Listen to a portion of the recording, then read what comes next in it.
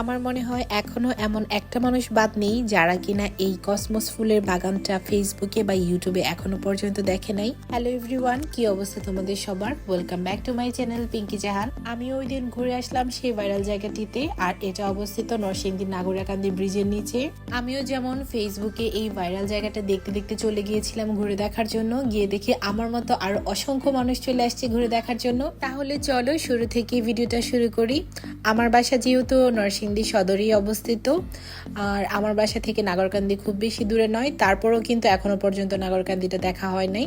মানে নাগরকান্দি আমি অনেক গিয়েছি, ভাইরাল হওয়ার আগে আমরা কিন্তু অনেক ঘুরতাম নাগরকান্দিতে, দেখা গেছে বন্ধু বান্ধব মিলে চলে যেতাম। বাট যখন ভাইরাল হলো এরপর থেকে ওরকম ভাবে আর যাওয়া হয়নি।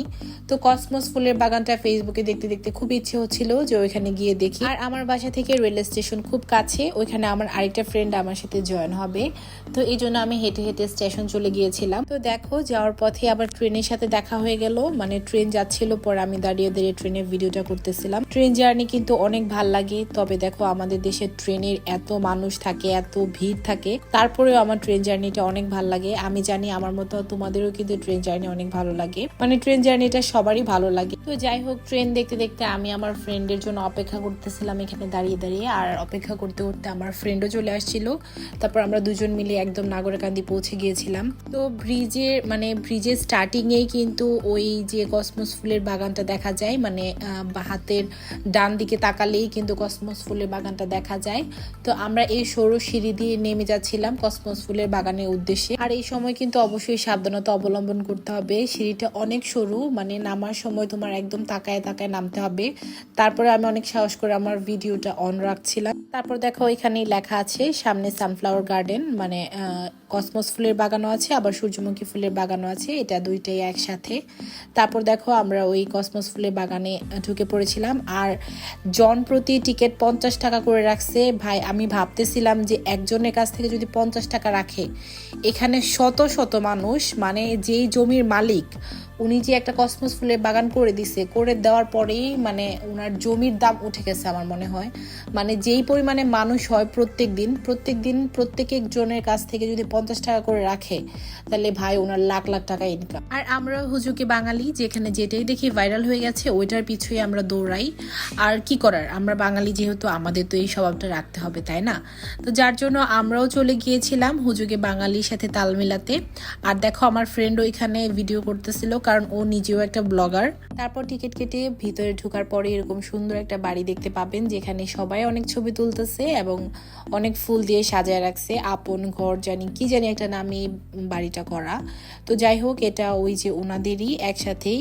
তারপর এই বাড়ির পরে এখানে সানফ্লাওয়ার গার্ডেন, মানে ফুলের বাগান, সূর্যমুখী ফুলের বাগান, তারপরে হচ্ছে কসমস ফুলের বাগান, এর সামনে আছে আবার সরিষা ফুলের বাগান। তো অতটুকু পর্যন্ত আমরা যাই নাই, কসমস ফুলের বাগানটাই দেখা উদ্দেশ্য ছিল, ওই উদ্দেশ্যে গিয়েছিলাম। গিয়ে ভাই এত মানুষ দেখে পরে ভাবলাম যে কেন আসলাম, শুধুই আসলাম। মানে ভিডিওতে ফেসবুকে যে যেমন দেখি একদম শান্ত নিরিবিলি পরিবেশ, দেখলেই মনটা জুড়ে যায়, বাট যাওয়ার পরে ভাই এত মানুষ, মানে আপনি চাইলেও সুন্দর করে একটা ছবি তুলতে পারবেন না, যে ফুলের সাথে দাঁড়ায় একটা সুন্দর করে ছবি তুলবেন সেই সুযোগটাও নাই।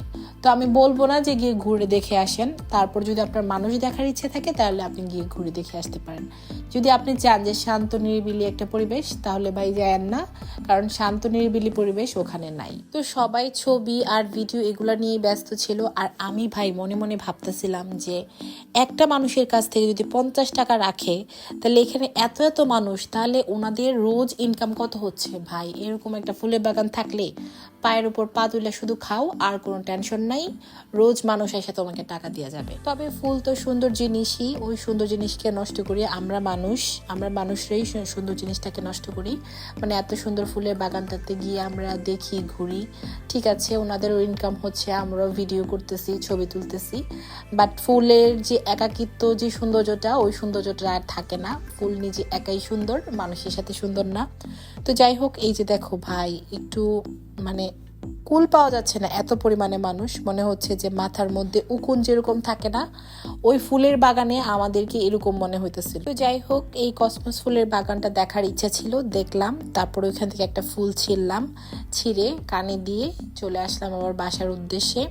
তো আসার সময় এই ভিডিওগুলো করতেছিলাম যে একটু নিজেরও ভিডিও করি, ছবি তুলতে পারি নাই তো কি হয়েছে। তো যাই হোক, আমার ভিডিওটা এখানেই শেষ করে দিব। আর তোমরা যদি যেতে চাও যাইলে যাইতে পারো, তবে খুব সকালে যাইও, তাইলে তখন একটু মানুষ কম পাবা, সুন্দর করে ছবি ভিডিও এগুলো করতে পারবা।